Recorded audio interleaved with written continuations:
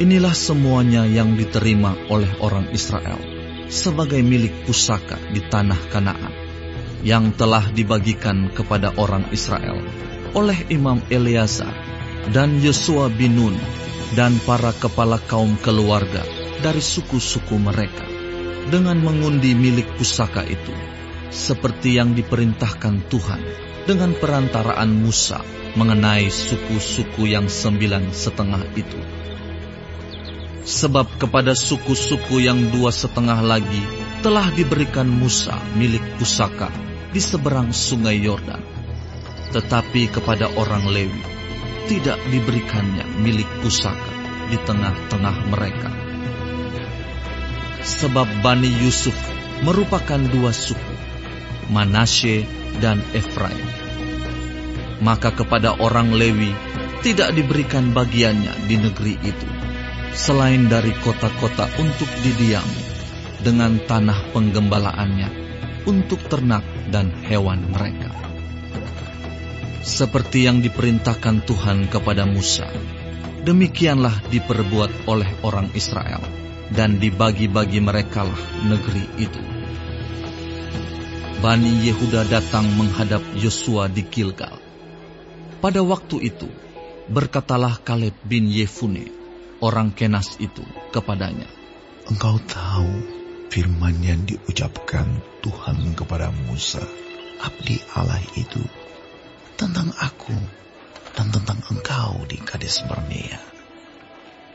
Aku berumur 40 tahun ketika aku disuruh Musa hamba Tuhan itu dari Kades Barnea untuk mengintai negeri ini.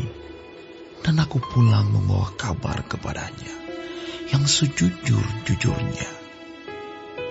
Sedang saudara-saudaraku yang bersama-sama pergi ke sana dengan aku membuat tawar hati bangsa itu. Aku tetap mengikuti Tuhan Allahku dengan sepenuh hati. Pada waktu itu Musa bersumpah, katanya, sesungguhnya tanah yang diinjak oleh kakimu itu akan menjadi milik pusakamu dan anak-anakmu sampai selama-lamanya. Sebab engkau tetap mengikuti Tuhan Allahku dengan sepenuh hati.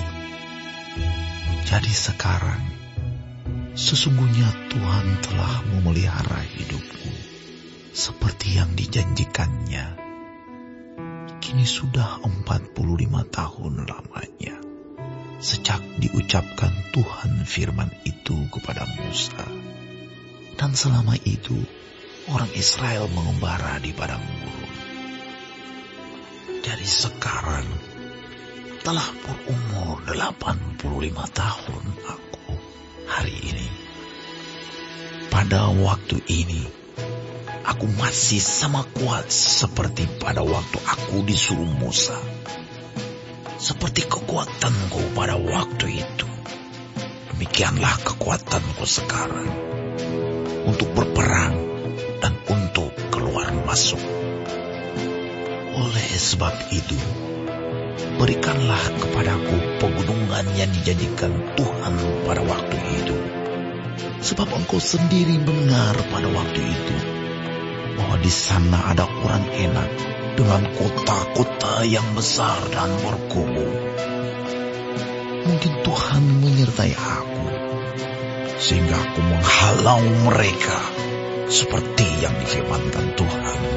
Lalu Yosua memberkati Kaleb bin Yefune, dan diberikannyalah Hebron kepadanya, menjadi milik pusakanya.